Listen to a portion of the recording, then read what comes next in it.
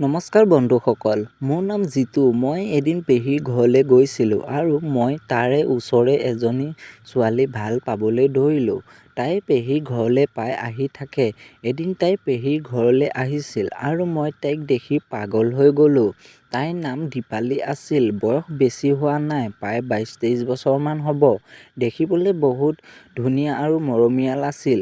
পেহীয়েও তাইক বহুত মৰম কৰিছিল। সেইবাবে পেহীৰ ঘৰলৈ তাই প্ৰায় আহি থাকে আৰু মই পেহীৰ ঘৰত প্ৰায় 1 মাহমান আছিলোঁ। মোৰ পেহীৰ ঘৰৰ পৰা আহিবলৈ মনেই নাযায়, কাৰণ মই তাইক দেখি থাকোঁ। মই তাইক মনতে ভাল পাওঁ। এদিনো তাইক সোধা নাই। তাই আকৌ কি কয় মোৰ বহুত ভয় লাগে। তাই বা কি কয় সেইবাবে কোৱা নাই। এদিন এনে সময় আহি পৰিল আৰু মই মনৰ কথা ক'ব সুবিধা চাই আছিলোঁ।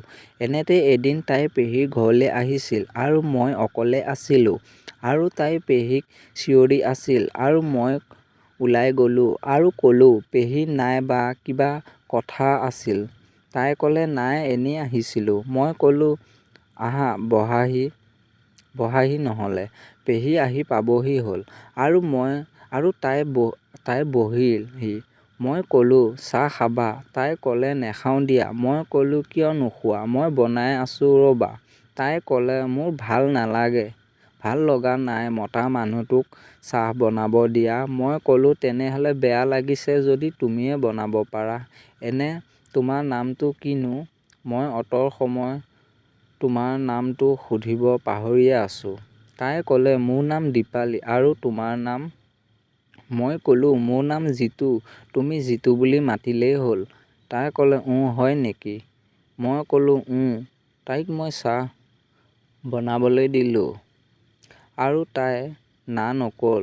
তাই চাহ বনাই আনিলে আৰু আমি দুয়ো একেলগে বহি চাহৰ সোৱাদ ল'লোঁ আৰু আমি ইজনে সিজনক ভালদৰে চিনাকি হ'লোঁ।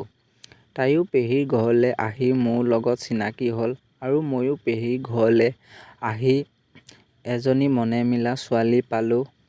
তাই মাজে সময়ে পেহীৰ ঘৰলৈ আহি থাকে আৰু ময়ো তাইক কাষতে পাই বহুত আনন্দ পাওঁ। এনেদৰে প্ৰায় 1 মাহমান হ'ল আৰু মই তাইক মনৰ কথা ক'বলৈ সাহস গোটালোঁ আৰু এনে এদিন সময় আহি পৰিল মই তাইক কৈ দিলোঁ আৰু তাই মোক য়েছ দিলে। মই বহুত আনন্দ পাইছিলোঁ। তাইও মোক বহুত ভাল পাইছিল। আমি দুয়ো বহুত সুখী হৈ পৰিলোঁ। ৰাতি আমি দুয়ো বহুত টাইমলৈকে SMS কৰোঁ। তাইও বহু দেৰিলৈকে থাকে। এনেদৰে পেহীৰ ঘৰলৈ গৈ মই দীপালি নামৰ ছোৱালীজনীৰ লগত বেয়াকৈ প্ৰেমত পৰিলোঁ। বন্ধুসকল, আপোনালোকৰ বাবে ষ্টৰি লিখি এটা এপছ লৈ আহিছোঁ।